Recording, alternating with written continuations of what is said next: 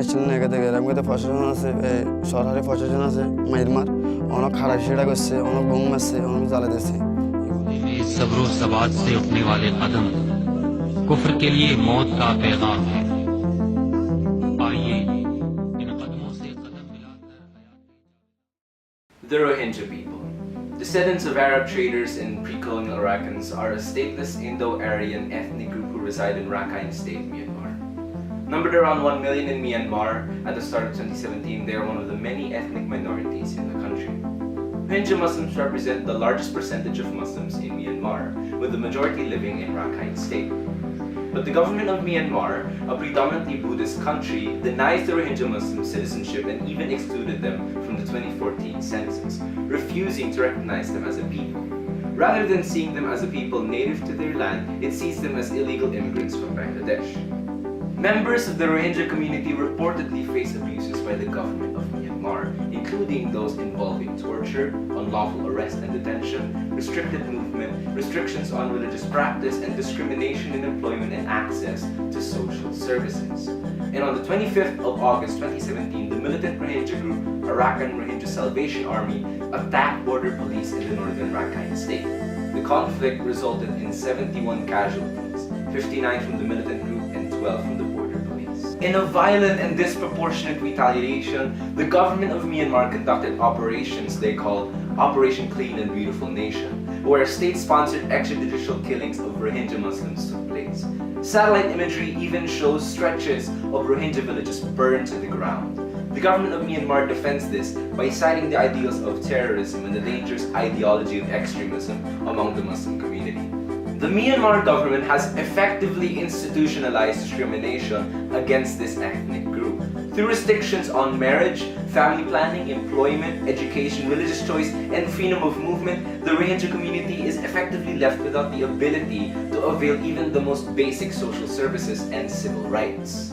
Now, as of the making of this video, the Rohingyans continue to struggle to find shelter amidst the persecution and killings, a lot of whom have fled to the Balokali camp in Bangladesh. But even the occurrences of hope and refuge diminish after time. Bangladesh has told the United Nations Security Council it cannot take any more refugees from Myanmar. Some 18 months after more than 700,000 Rohingya fled across the border amid a brutal military crackdown. Bangladesh is unfortunately paying the price for being responsive and responsible in showing empathy to a persecuted minority population of a neighboring country. The international community, on one hand, corresponds and expresses utmost concern to the growing issues within Myanmar. Advocacy groups including the Human Rights Watch, Amnesty International, the Arakan Project, and Fortify Rights continue to appeal for international pressure on Myanmar's government. The United States urged Myanmar's troops to respect the rule of law, to stop the violence and end the displacement of civilians from all communities. The United Kingdom has pledged 59 million euros in aid to support those in fleeing from Bangladesh and also suspended training courses for the Myanmar military. Truly, the heart of this grave humanitarian crisis lies in the discriminative laws of Myanmar. As long as the state's laws prohibit the most basic services and rights to the Rohingya population, there can be no safe space for this Muslim minority. The refugee crisis, amounting to 1.1 million in displaced persons, can only be truly solved when the Rohingya are given back their right to live in peace in the country they rightfully belong in. As long as the government of Myanmar continues to deny the Rohingya community their right to citizenship, no progress will be made. But until the government of Myanmar takes heed of the international community's concerns and recognize the Rohingya community's rights, your aid will be needed for the refugee camps in Bangladesh. In the description below, we will be providing a link that leads you to the United Nations High Commission's for Refugees donation website. There you'll be provided with choices to donate monthly or donate just once.